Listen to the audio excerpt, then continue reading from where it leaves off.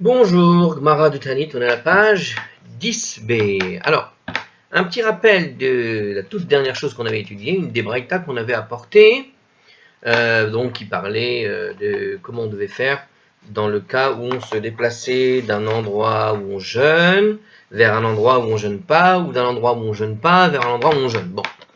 Au-delà de la discussion, à un moment donné, on a raconté une histoire, et je ne vais raconter que cette partie de l'histoire parce que c'est sur ça que va rebondir la Gemara. Donc il nous disait comme ça que justement dans un cas où une personne qui doit jeûner arrive de quelqu'un qui ne devait pas jeûner doit aller à l'endroit où à un endroit où les gens jeûnent, il doit aussi jeûner parce que ou bien même on avait parlé en dernier ressort du cas de quelqu'un, voilà, on va reprendre ici, donc de quelqu'un qui aurait dû jeûner et puis voilà, il a oublié de participer au jeûne et il a mangé, il a bu. Alors dans ces cas-là, nous disait la braïta, sur la fin de la braïta, il ne doit pas paraître en public quand il est rassasié. Bon. Et il a rajouté comme ça, il ne doit pas se complaire, au sens que comme il a mangé un petit peu, alors il peut aller carrément au restaurant manger un plat de roi, par exemple. Donc c'est pas parce que son jeûne a été cassé qu'il faut en profiter pour aller faire la fête, tu vois. Bon. Alors, comme il est dit, justement, et c'est sur ce texte-là que je vais rappeler qu'on va rebondir, et Jacob dit à ses fils, pourquoi attirez-vous l'attention? En fait, Jacob disait à ses fils, ne vous montrez pas lorsque vous êtes rassasiés, ni devant les enfants d'Esav, ni devant les enfants d'Ishmaël, afin qu'ils ne vous envient pas. Donc on avait raconté, donc avec les histoires qui sont racontées autour, que c'était le fameux épisode où il y a eu une famine donc qui s'était installé en Égypte, et Yaakov avait donc envoyé justement ses fils pour aller chercher du blé en Égypte. Et c'est le fameux passage où ils vont se retrouver devant Joseph sans savoir qu'il s'agissait de Joseph. Et justement, nous allons expliquer les commentateurs, c'est qu'en fait, a priori, ils avaient encore des ressources, ils avaient encore des vivres, mais le fait alors ils en avaient pour eux, mais ils n'en avaient pas pour tout le pays. Donc, si jamais ils mangeaient, ils se rassasiaient publiquement, ça risquait de créer une envie, un mauvais regard et peut-être même des tentations de guerre.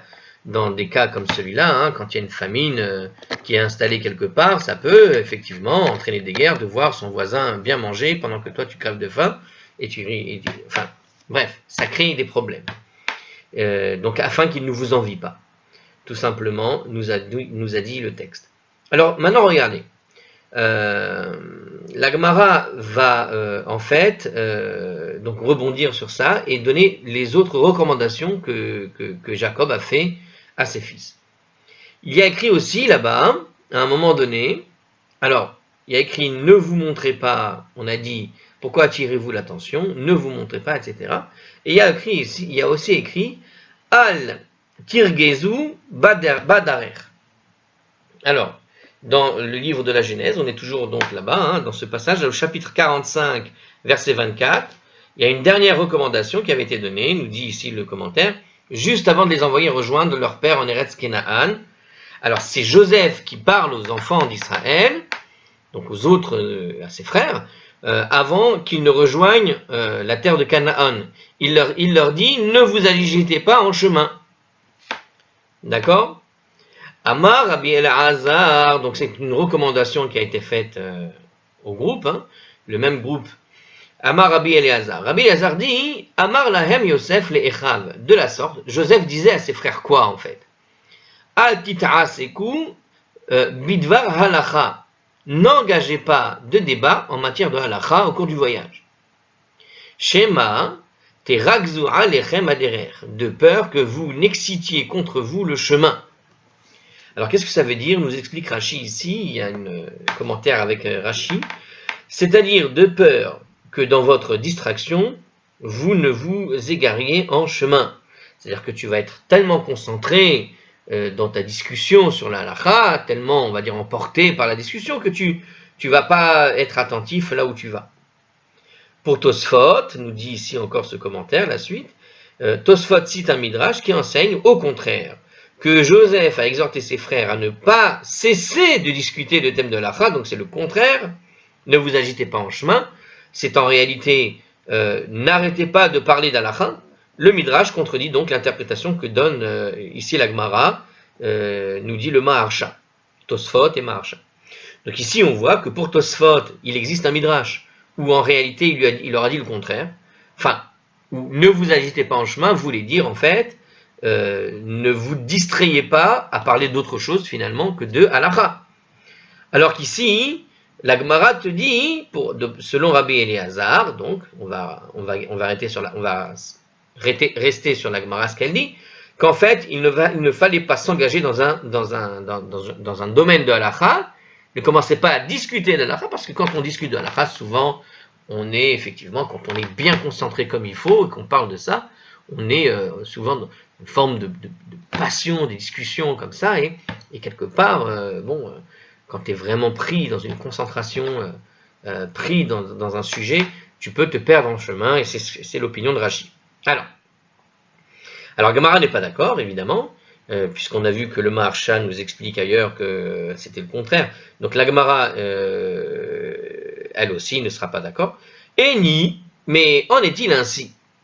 En est-il ainsi? Est-ce que vraiment Joseph leur a dit de ne pas aller faire de halacha pendant le chemin? Vea Amar Rabbi Ilai bar Berechia. Et pourtant, Rabbi Ilai, fils de Berechia, a dit Shene Talmidei Chachamim, Sheme'alechim baderech, deux érudits en Torah qui vont en chemin, Ve'en benhem divrei Torah, et entre lesquels aucun propos de Torah n'est échangé, Reuin lissaref, ils méritent d'être brûlés, carrément. Donc on comprend mieux l'opinion du Maharsha ou du Tosfot derrière, qui t'expliquait, comme on a vu, que pour eux, non, pas du tout. Ne vous arrêtez pas de parler de halacha, c'est plutôt comme ça qu'il aurait fallu interpréter. Mais la Gemara et Rabbi Eliezer te dit non, n'engagez pas un débat de halacha. Alors, donc effectivement, la Gemara a contesté, elle dit qu'il existe un passage, on va le lire tout de suite, où si jamais vous avez en gros deux étudiants en Torah qui se promènent ensemble quelque part pour aller quelque part, et il n'y a pas un échange de halacha, mériterait d'être cramé, brûlé. Vaïhi, comme il est dit, chez Nehemar, comme il est dit, alors il est dit ça à propos d'Élie et de Élisha, Élie et Élisha, les deux prophètes, d'accord, et ça se trouve, cette histoire, dans le livre des rois 2, au chapitre 2, verset 11, Élie et Élisha marchaient ensemble et discutaient de Torah peu avant qu'Élie ne monte au ciel. Donc c'était peu avant que le fameux Élie, le grand Élie prophète qui est connu, ne monte au ciel. Eh bien, ils discutaient de halacha avec Élisha, les deux ensemble. Alors, est-ce qu'ils étudiaient? Alors, chez Nehemar, donc comme il est dit justement, Vaïhi hema olchim haloch vedaber. Et voici, et tandis qu'ils marchaient, allant et parlant, Veine rechev esh vesuse esh. Et voici qu'un char de feu et les chevaux de feu apparurent. Donc on est juste avant que Élie soit emmené. Vaïfredu ben shenehem, Vaïafridu ben shenehem, et ils les séparèrent les deux. De la mention, alors il nous rajoute ici en commentaire, de la mention apparemment superflue de leur conversation, Rabbi Ilai déduit, donc il y a une mention superflue, laquelle, à savoir que, étant donné qu'ils marchaient, allant et parlant, je répète, voici qu'un char de feu et des chevaux de feu, et les séparèrent les deux. Les deux, a priori, c'est superflu, j'ai l'impression. Ou alors peut-être, étant donné qu'ils marchaient, allant et parlant. Donc on suppose qu'ils parlaient de toute façon. Alors ici, Rabbi Hillel, en tout cas, nous a déduit quelque chose. Tarama de Ikadibour, la raison pour laquelle ils n'ont pas été brûlés par le char de feu, et c'est parce qu'il y avait une conversation de Torah entre eux. C'est-à-dire que, ici, le fait qu'ils écrivent dans le texte, ils allaient et marchaient, et ils ont rajouté quelque part quelque chose qui n'était pas utile dans l'histoire, à savoir qu'ils parlaient. Donne-nous le sujet, mais ne dit pas juste ils parlaient. Donc c'est pas qu'ils parlaient de halacha. Parce que quand le char de feu, des chevaux de feu qui viennent du ciel leur apparaît et qu'ils ne les séparent, normalement ils auraient dû être brûlés, mais puisqu'ils n'ont pas été brûlés, c'est grâce à cette conversation qu'ils avaient. Reuin lisaref, ils auraient mérité, mais s'il n'y avait pas eu de conversation, halika dibour, s'il n'y avait pas eu de conversation, reuin lisaref, ils auraient mérité d'être brûlés. Donc dans cette histoire-là, on voit que à un moment donné, Élie et Élisha marchaient, ils allaient, ils parlaient, et le char de feu est venu les séparer tous les deux, le char de feu avec des chevaux de feu, il les a séparés. Ils auraient dû être brûlés, nous dit ici la Gemara, d'accord? Mais parce qu'il y a eu une conversation, ils n'ont pas été brûlés. Bon, ils l'ont dit dans un autre terme, mais voilà, c'est l'idée. Alors le commentaire de Rabbi Hillel sans réfuter l'interprétation que donne Rabbi Eliezer de la recommandation adressée par Joseph à ses frères, à savoir de s'adonner à l'étude de la Torah en voyage. N'est-ce pas que l'étude de la Torah en voyage n'est pas recommandable? Donc la question qui se pose ici, on voit ici que Élisha et Élie ont évité une catastrophe, j'ai envie de dire, de justesse, grâce au mérite d'avoir discuté de Torah. Et voilà que Joseph va demander à ses frères de ne pas discuter de Torah en chemin, que ce serait une recommandation pour leur sécurité ou je ne sais quoi. Ça paraît bizarre, parce que il semble ici, dans notre histoire, avec Élie et Élisha, que ce soit quelque chose de tout à fait recommandable. Donc comment Élie et Élisha parleraient de halakha et Joseph dirait à ses frères, surtout ne vous agitez pas en chemin, ne parlez pas de halakha. La Gemara répond, il pense qu'il n'y a pas de difficulté. La Kashia, évidemment, il n'y a pas de difficulté. Ha, les migras, ce propos tenu par Rabbi Hillel concerné, nous explique ArtScroll et les commentaires autour, la récitation. Ha, les migras, c'était la récitation, c'est-à-dire la révision des leçons qui étaient déjà apprises. Il s'agissait en fait, pour Rabbi Hillel, c'est à propos de la récitation et de la révision, car puisque cette activité ne demande pas beaucoup de concentration, il faut s'y livrer en chemin. En gros, quand tu es sur la route, une chose que tu peux faire pour occuper le temps de ton cerveau, qui est concentré bien sûr à marcher tout droit, pendant que en général les gens quand ils marchent, et on se laisse aller en général à divaguer, à penser aux choses ici et là, on rumine des choses qui se sont passées d'ailleurs dans la journée, dans la semaine, ou je ne sais quoi, on se fait des petits bilans, bref, on réfléchit à tout et à rien. Bon, alors justement ici il te dit que il faut pas réfléchir à tout et à rien. Une chose que tu peux faire quand tu es en chemin et que qui ne demande pas beaucoup d'efforts, c'est de faire des révisions en gros. D'accord? Donc il s'agit simplement de réciter des choses que tu connais déjà. Ça permet d'occuper ton temps et de ne pas rester inactif. D'accord? Et ça fait étude de Torah. Ah, les ayunés, mais en revanche, l'interdiction, cette interprétation de Rabbi Eliezer, comment est-ce qu'il a interprété la recommandation de Joseph pour ses frères? C'est l'analyse des enseignements de la Torah. Ah, les ayunés, c'est à propos des ayunés, des sujets à analyser. Quand tu vas analyser, décortiquer une halakha, que tu rentres et que tu approfondis, que tu dois être, comme on dit souvent quand on étudie la Gemara, on doit être à Hamel, on doit faire un effort, un gros effort pour essayer de comprendre, c'est-à-dire que ça demande une concentration déjà supérieure, ce n'est pas juste une simple récitation, quelque chose de presque inactif, mais c'est quelque chose où tu vas être en train de creuser dans un sujet pour en sortir l'essentiel. Bon, pour en sortir une analyse. Déjà là, dans un tel cas, c'est une réflexion qui demande beaucoup d'efforts, et cet effort, en général, de concentration, risque de te déconcentrer sur la route. Et donc, dans ces cas-là, il vaut mieux pas le faire. Donc, il faut donc s'en abstenir, nous dit ici la suite de ArtScroll en commentaire, par crainte de se laisser distraire et de s'égarer. Alors, la Gemara cite une braïta. Là, en fait, c'est assez clair, il n'y a rien à dire de plus, je vois pas de commentaires supplémentaires, donc on continue. La Gemara cite une braïta qui offre une autre explication de la recommandation faite par Joseph à ses frères. Alors, autre explication de cette recommandation, donc Joseph avait donc rajouté, d'accord, il y en a une autre, il y a une autre recommandation, il y en a d'autres. Alors, je pensais que c'était la même, on allait réinterpréter, mais non, c'est une autre. Alors, qu'est-ce que nous dit la Gemara? Tana, Bematnita. Il a été enseigné dans une braïta. Ça, c'est amusant parce que d'habitude, ils ne rajoutent pas Bematnita, ils disent Tanya. Et là, ils ont dit Tana Bematnita. Il a été enseigné dans une braïta. C'est une formule qu'on ne voit pas souvent. Bon, alors, Al-Tafsi'u Pesi'a Gassa. Joseph disait en fait à ses frères une chose comme ça. Il disait, ne faites pas de grandes enjambées qui risquent de vous être nuisibles, c'est-à-dire n'allez pas courir. Et introduisez le soleil dans la ville. D'accord? Alors, c'est une recommandation qui a été donnée donc aux frères de Joseph, par Joseph. Donc il disait à ses frères, ne faites pas de grandes enjambées et introduisez le soleil dans la ville. Et là, j'ai envie de chanter une chanson, Let the sunshine, the sun shining. Vous connaissez cette chanson? Laisse rentrer le soleil. Alors, c'est amusant parce que, comme quoi, certaines paroles de chansons qu'on croit modernes sont très très très vieilles. En tout cas, la leçon qu'on veut donner à travers des petites chansons comme ça, très, très amusantes, il y a quelques années et qui ressortiront encore, c'est en fait un sujet qui est ressorti peut-être déjà 200 000 fois depuis qu'on en parle, depuis Joseph. Hein. C'était à 3000 ans, il était déjà en train de recommander de laisser rentrer le soleil. C'est beau quand même. Introduisez le soleil dans la ville. Alors, qu'est-ce que ça veut dire quand même dans la bouche de Joseph?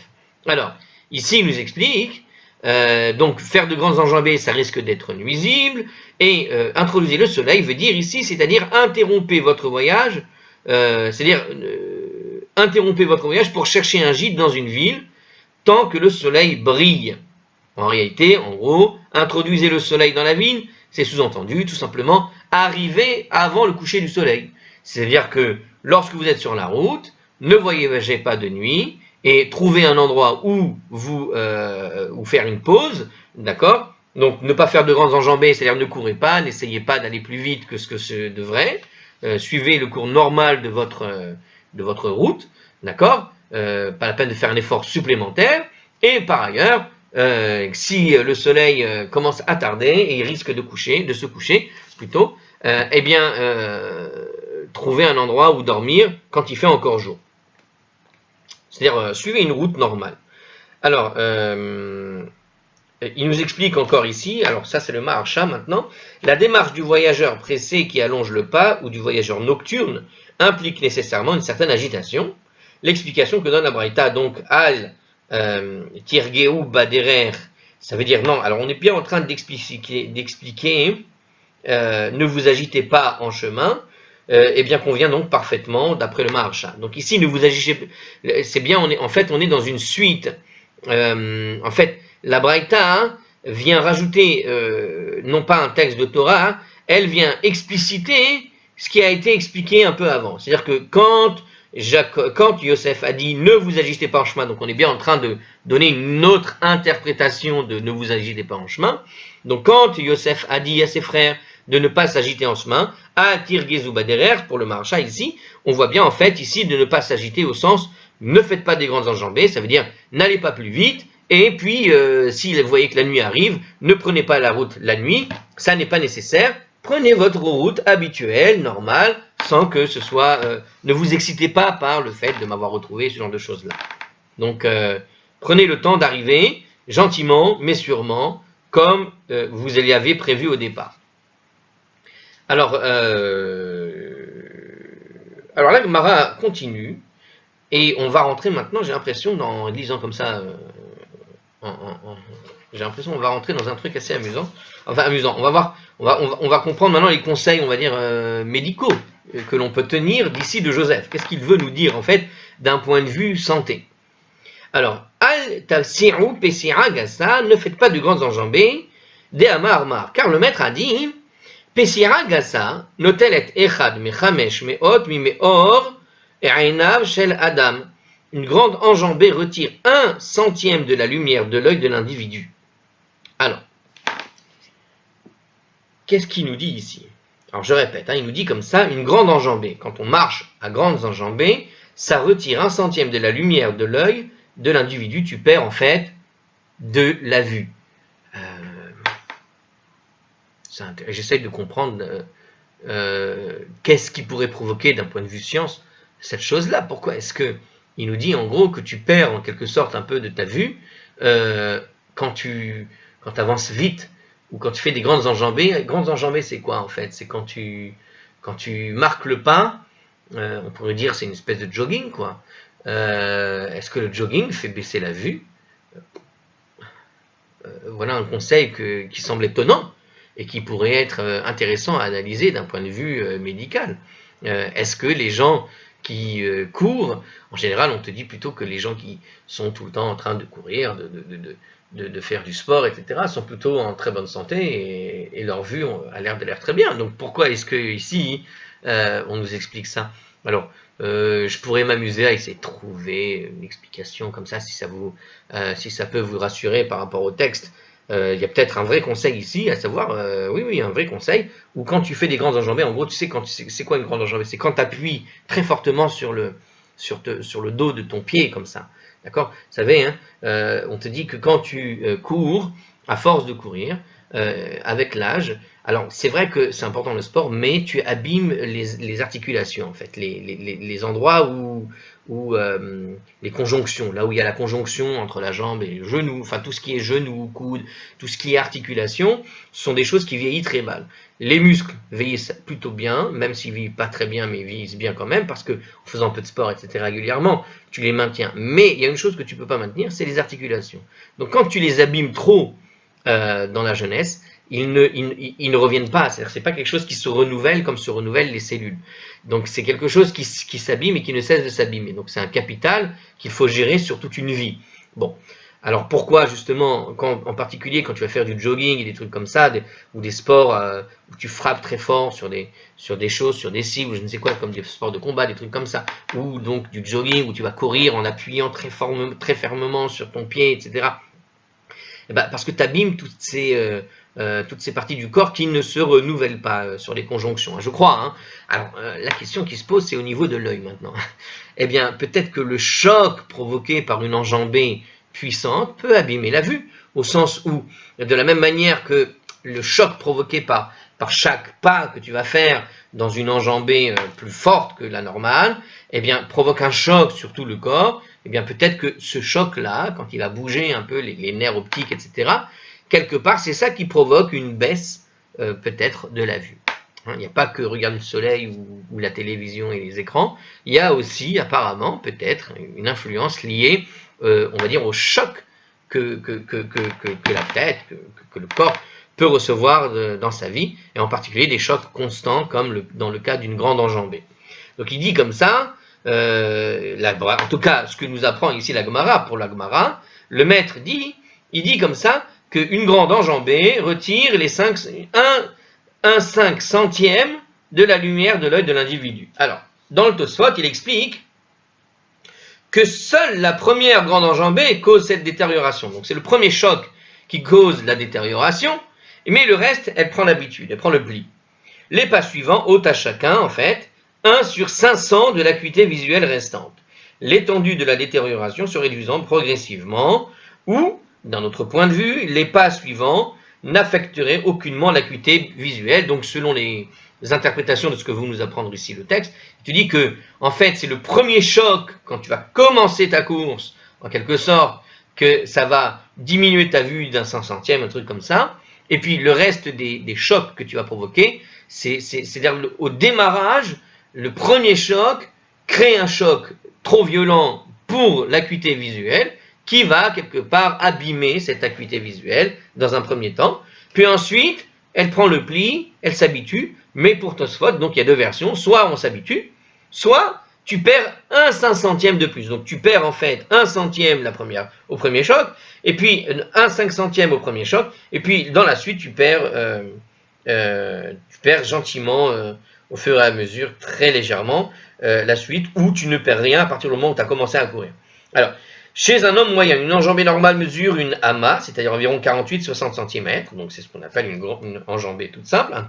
Donc tout pas, même légèrement plus grand, relève de la grande enjambée. Donc dès qu'on dépasse les 60 cm dans les jambes, quand on fait des grandes enjambées, eh bien apparemment, il vaut mieux éviter, si vous voulez, éviter une perte de vue, même légère. Il existe une tradition selon laquelle la contemplation des bougies de Shabbat lors de la récitation de l'introduction au Kiddush contribue à restaurer la vue altérée par les grandes enjambées. J'aurais vous dit que peut-être c'est la vue des bougies qui t'abîme la vue. Si tu regardes la lumière trop près, en général, c'est pas forcément bon pour les yeux.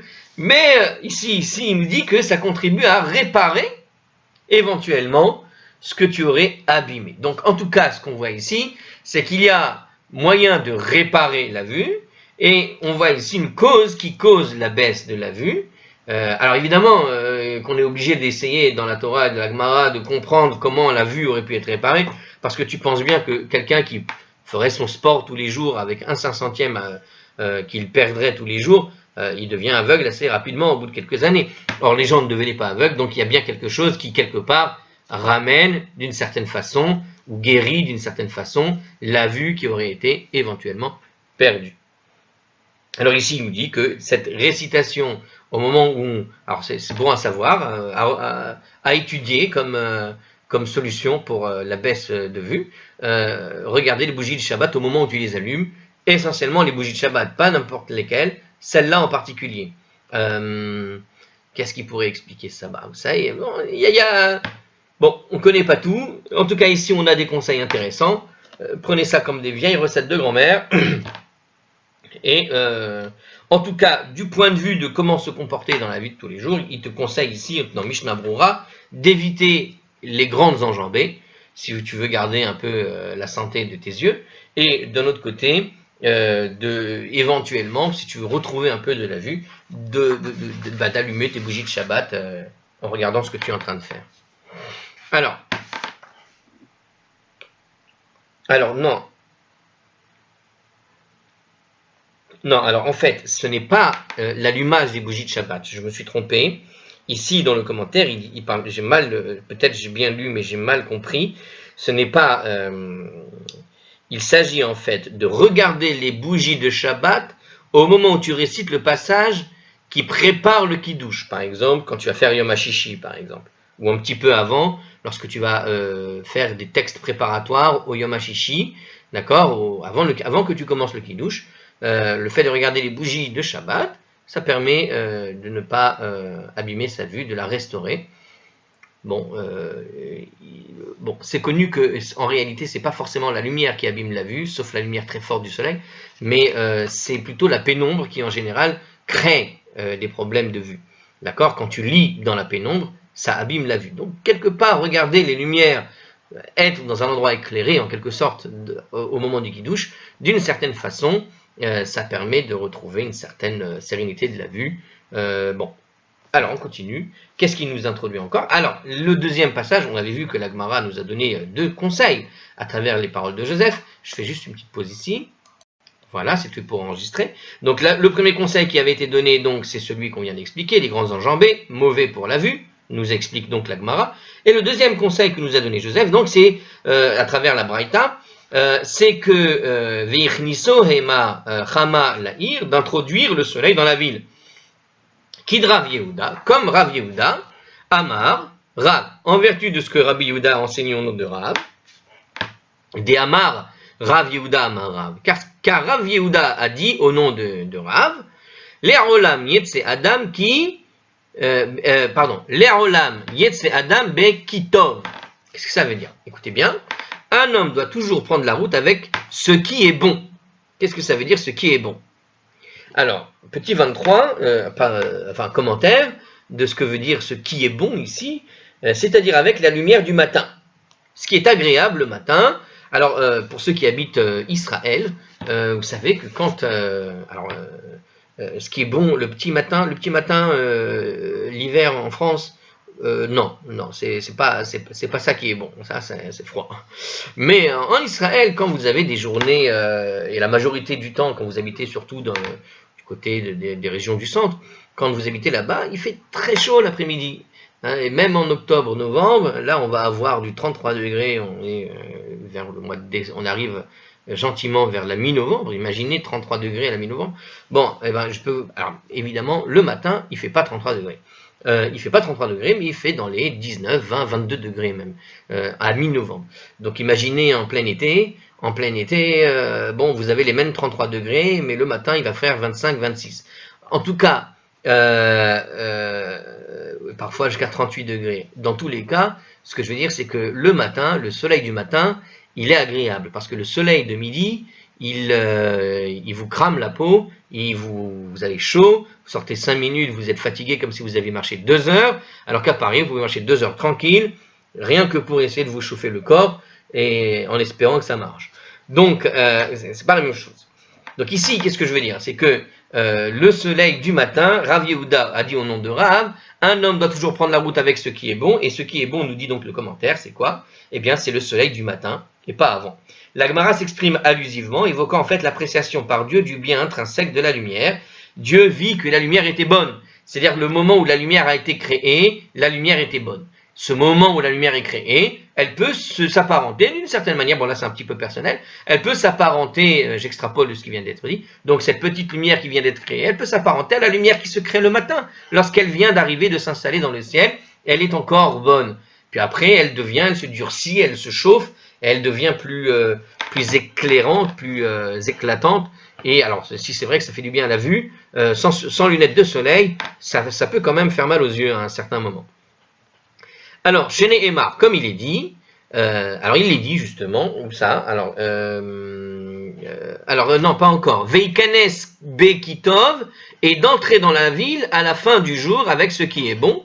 Et à la fin du jour, de la même manière que le petit soleil est arrivé, le petit soleil en se couchant, il a une petite lumière agréable aussi. C'est-à-dire que au lever, la lumière est agréable, elle est douce, c'est la température qui va avec, et le soir, l'après-midi, c'est vrai qu'il fait encore chaud, mais la lumière n'est plus brûlante, elle est beaucoup plus calme.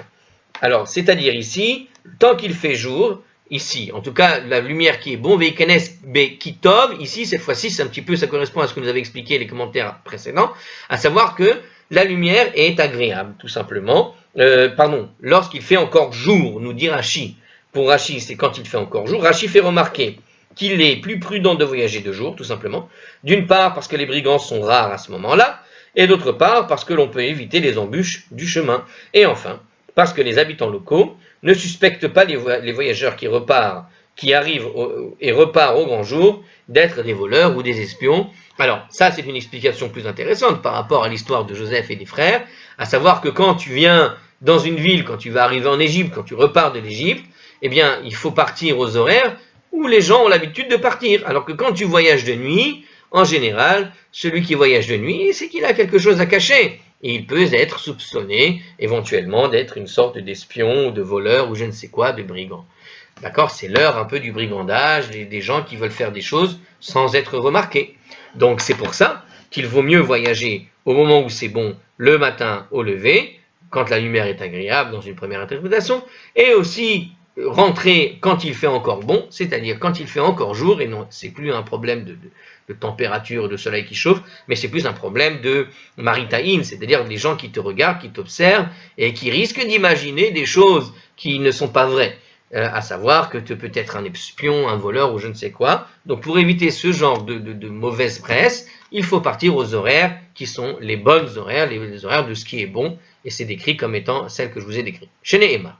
Alors, comme il est dit, parce que tout ça est pris quand même de la Torah, Haboker Or Ve'anashim Shulehu. Il y a un texte qui nous vient de la Genèse, tout simplement, chapitre 44, verset 3, qui disait comme ça, le matin se leva et les hommes furent envoyés. Donc, l'écriture nous montre bien que Joseph a retardé le départ des frères jusqu'au lever du jour, puisqu'il a écrit que le matin se leva. Non, il ne s'est pas levé tout seul, comme par hasard au moment où il devait partir. Non, c'est-à-dire qu'il a attendu que le matin se lève, nous dit le texte, pour faire partir les hommes, les frères de Joseph. Donc il a attendu exprès pour les faire partir au petit matin, aux horaires qui sont communes aux gens normaux, pour pas qu'on soupçonne éventuellement d'espionnage qui que ce soit ou de brigandage. Alors de ce verset, nous explique encore le commentaire de suivant, avec Rashi apparemment. Alors de ce verset, on peut déduire qu'il ne faut pas partir avant le lever du jour. On peut même en conclure qu'il faut trouver à se loger avant la nuit. Donc on a ces deux choses. On ne part pas avant que le jour ne soit levé. Alors, vous pouvez poser une question tout de suite, mais alors Netzachama et tout ça, comment on fait pour arriver à l'heure? Bon, et on peut même en conclure qu'il faut trouver où se loger, à se loger avant la nuit. Donc en général, on évite d'être dehors pendant la nuit. Bon, si vous habitez Israël et que comme en ce moment, la nuit, ou même en France, la nuit qui arrive vers 5h30, bon, c'est un peu difficile de ne pas travailler ou de partir du travail vers 5h, pour ceux qui travaillent. Donc attention à ça évidemment. Mais Mais bon, en tout cas ici, c'est une recommandation, à savoir qu'il vaut mieux partir avant la nuit, tout simplement. Il faut se trouver où se loger avant la nuit.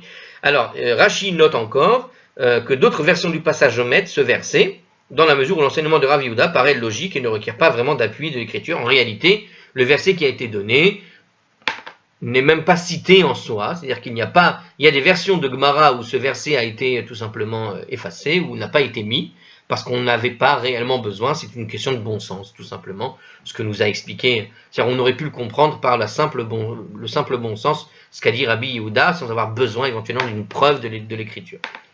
Très bien, alors on continue, alors la Gemara, puisqu'on vient de lancer quelques conseils sur les voyages. Alors, comme on a déjà fait ce genre de cas, hein, vous avez vu, une fois on avait donné des conseils sur la météo, alors on a une suite de braïtot sur les météos. Là, on va donner quelques conseils sur le voyage, justement, puisqu'on a donné des bons conseils sur le voyage au nom de Rabbi Yehuda. Voilà d'autres conseils qui arrivent. Et bien, c'est encore Rabbi Yehuda, mais cette fois-ci au nom de Rabbi Chia. Alors, qu'est-ce qu'il nous dit? La Gemara donc donne d'autres conseils relatifs au voyage. Amar Rav Yehuda Amar Rabbi Chia. Rav Yehuda a dit au nom de Rabbi Chia, et non simplement au nom de Rav. Alors, Am Haller Baderer, celui qui va en chemin. Al Yochal Yoter Mishene Re'avon. Il ne doit pas manger plus qu'il ne ferait au cours d'années de famine, où l'on doit manger très peu. D'accord? Il ne doit pas manger plus qu'il ne le ferait au cours d'années de famine.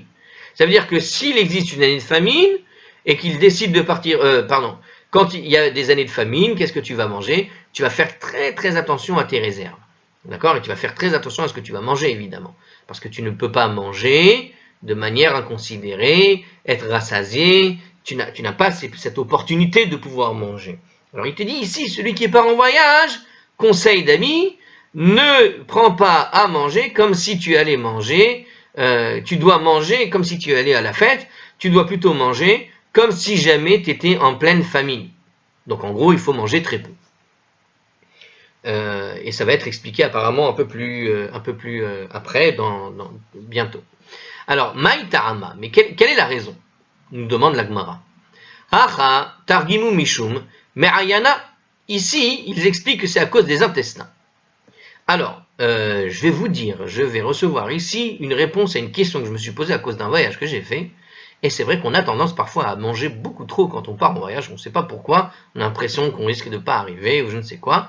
Prends des provisions, mais ne mange pas comme si tu mangeais pour 10. Surtout quand aujourd'hui on fait des voyages, 4 heures de voyage, ça suffit. Pour ceux qui partent à Paris, Israël, alors peut-être les États-Unis, oui, 13 heures de voyage, ce genre de choses-là, évidemment. 8-9 heures, je crois, pour les États-Unis. Pour ceux qui vont au Japon, c'est presque 15 heures. Évidemment qu'il faut manger, mais dans tous les cas, au moment où tu vas aller sur le chemin, tu dois quand même faire attention. Alors ici, Targimu Mishum Ma'ayana, il nous explique donc que c'est à cause des intestins. Alors, commentaire. Alors, pareil, là, il nous dit qu'on va avoir une explication plus loin de tout cela. Mais déjà, pour les intestins, alors, non, c'est pas ça. Alors, le Talmud, alors, il nous explique ici, le Talmud ayant été rédigé en Babylonie, toute expression du genre ici, ou nous, fait référence à ces auteurs babyloniens.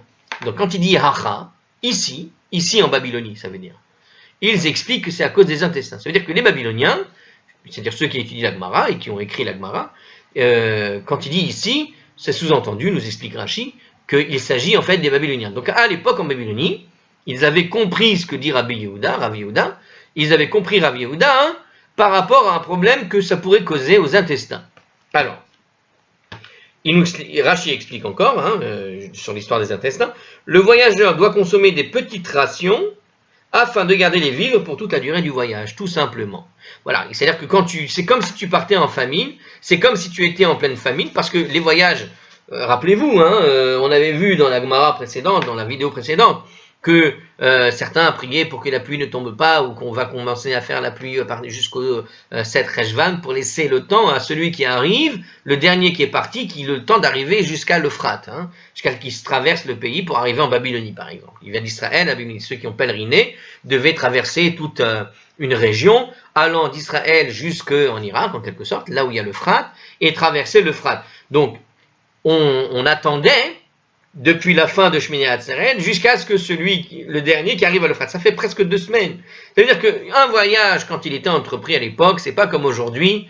Quand vous faisiez, aujourd'hui on se prend 2 semaines de voyage, mais la durée du voyage, c'est quoi? 4, 5, 6 heures, une journée à l'aller, et pareil au retour. Et puis le voyage, c'est quand tu te retrouves dans le pays, installé quelque part. Non, à l'époque, quand tu faisais 15 jours de voyage, c'est tout le périple qui durait 15 jours. C'était pas juste un aller, un retour. C'est tout le périple. Donc tu prenais une semaine pour aller quelque part. Minimum dans certains cas. Peut-être plus dans d'autres cas. Donc quand tu entreprends un voyage, tu entreprends un problème parce que tu sais pas où tu vas. Et donc le conseil ici qui nous est donné ici, il explique que c'est à cause des intestins qui risquent d'en être dérangés. Ça veut dire en gros, tu vas manger. Alors je ne vois pas le rapport avec Rashi, parce que Rashi nous explique ici à travers ça qu'il fallait tout simplement garder des vivres. En tout cas, par rapport à l'explication de Rashi, on peut comprendre l'explication sur les années de famine. Oui, là, l'explication, on peut imaginer l'idée que tu vas voyager loin, que ton voyage va durer longtemps, mais le rapport avec les intestins et la durée du voyage, je ne le vois pas. Donc les intestins peuvent être dérangés, c'est-à-dire que quand tu manges trop, imaginons en oubliant la famine et que tu voyages pendant 2 semaines, mais avec des vivres qui peuvent durer 3 mois. D'accord? Alors tu vas manger bien durant le voyage. Peut-être. Mais bon, quand tu voyages, alors si on se met dans l'ambiance de l'époque. Dans l'ambiance de l'époque, encore une fois, on n'a pas de frigidaire. Donc, qu'est-ce qui faisait qu'on mangeait frais à l'époque? À l'époque, on cueillait les fruits au jour le jour. Hein, ou sur les 3 jours, on mangeait des fruits et les légumes. Mais ça ne se gardait pas plus longtemps. Essayez de garder un poivron 3 jours, vous allez voir ce que ça donne. Dehors, comme ça. Donc, comment on faisait pour conserver les fruits? On ne les conservait pas, on les mangeait quand ils sortaient. Donc, quelqu'un qui entreprend un long voyage, alors il va pouvoir manger son poivron sur les 3 premiers jours, mais après, il est mort le poivron. Donc, tu ne peux pas prendre plus qu'un poivron, tu peux prendre 20 poivrons. Ton poivron, au bout de 3 jours, il va être foutu, hein, il va tourner. Il va peut-être encore être bon à manger, mais tu risques d'être dérangé au niveau des intestins, par exemple. Hein. Je prends l'exemple du poivron, mais prenez l'exemple de toutes sortes de fruits et légumes, d'accord, qui peuvent être, au bout de 3 jours, dans un voyage, sous le soleil, je ne sais quoi, qui peuvent être légèrement abîmés. Bon, quand tu habites chez toi et que tu as les intestins abîmés et que tu as des moments urgents où tu dois régler et te reposer, c'est faisable, c'est jouable de manger dans ce contexte. Alors que quand tu es en voyage, je peux vous dire que ayez une simple diarrhée, pour donner un exemple clair, dans un voyage SNCF, vous allez voir vous allez voir la souffrance, hein, si je puis dire. C'est pas quelque chose de facile à gérer. Donc, avoir ce genre de problème dans un voyage, il vaut mieux être chez soi quand on est malade. Il vaut mieux pas être en voyage. D'accord? Donc c'est un petit peu cette idée-là. Alors, donc dans un premier temps, donc les Babyloniens expliquent que c'est à cause des intestins. Donc dans leur idée, le problème vient de là. Selon Rashi, il l'explique ici. Alors pour Rashi, encore une fois, donc ça correspond finalement à ce que dit Rashi. C'est-à-dire on a des petites rations qu'il faut garder des vivres pour toute la durée du voyage. Mais certaines des rations que tu vas garder durant la durée du voyage, il y a des choses dont tu vas te priver. Tu vas te priver de certains légumes parce que tu ne peux pas les conserver, parce que tu as peur de tomber malade, donc ça va déranger les intestins.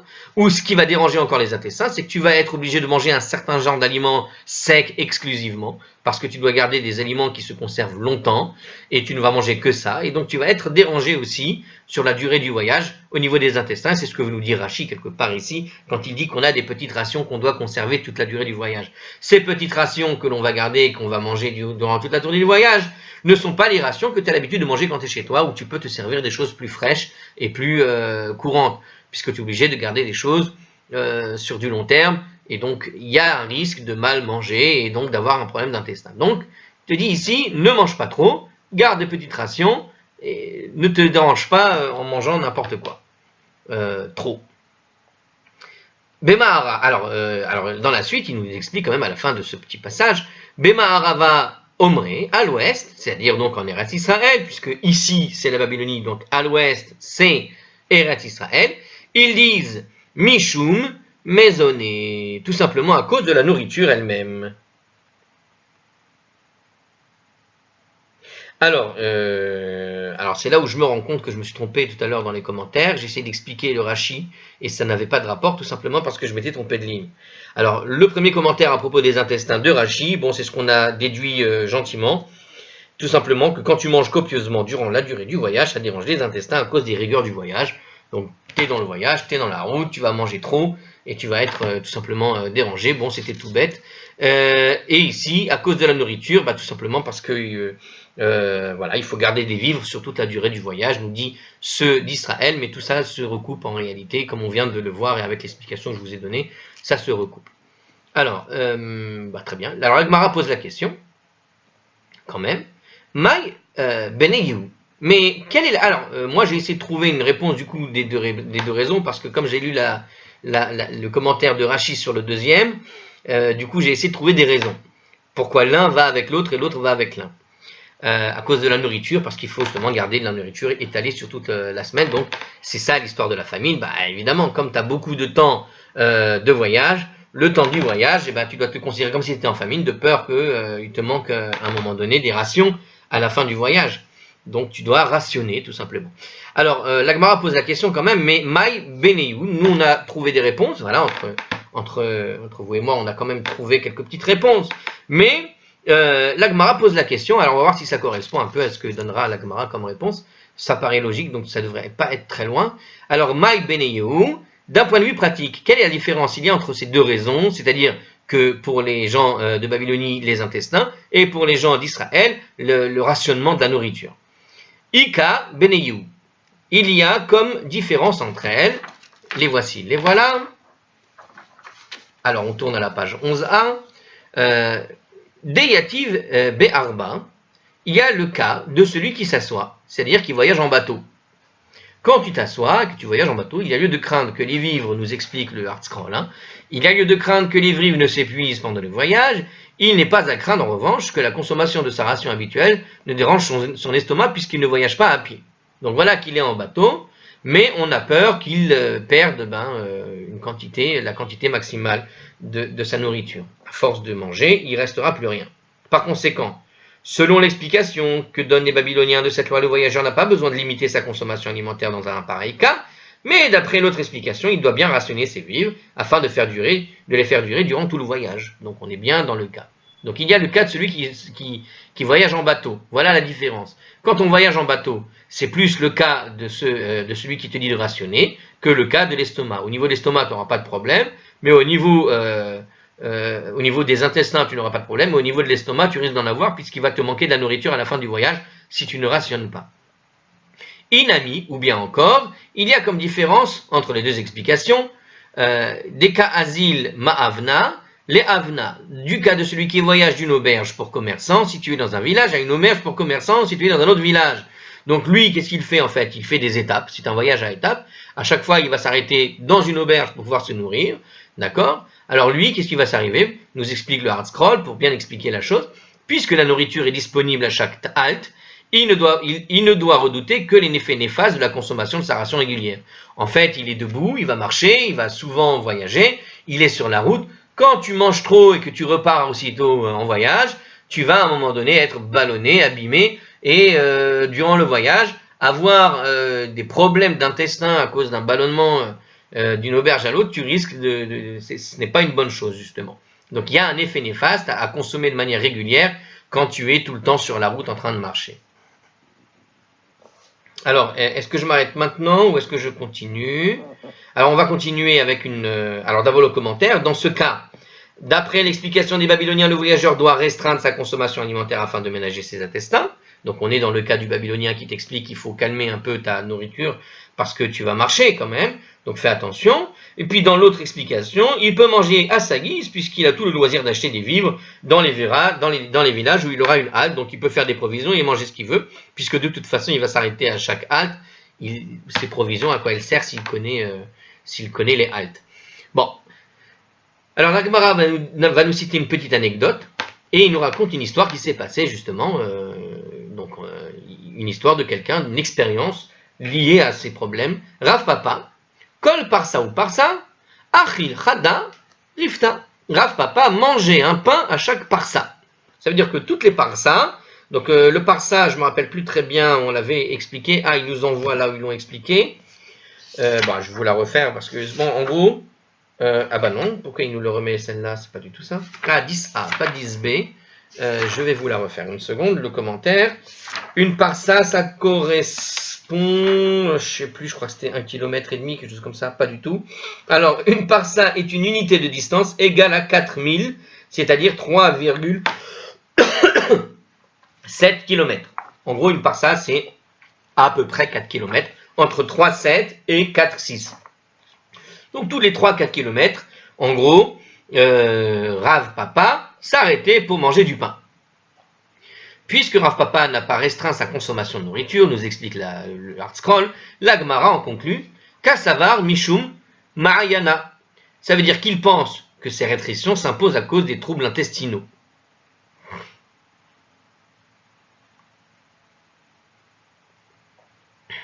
Et comme Rav Papa était un homme corpulent, il pouvait supporter les rigueurs du voyage sans devoir restreindre son... Ah, c'est ça, je ne comprenais pas.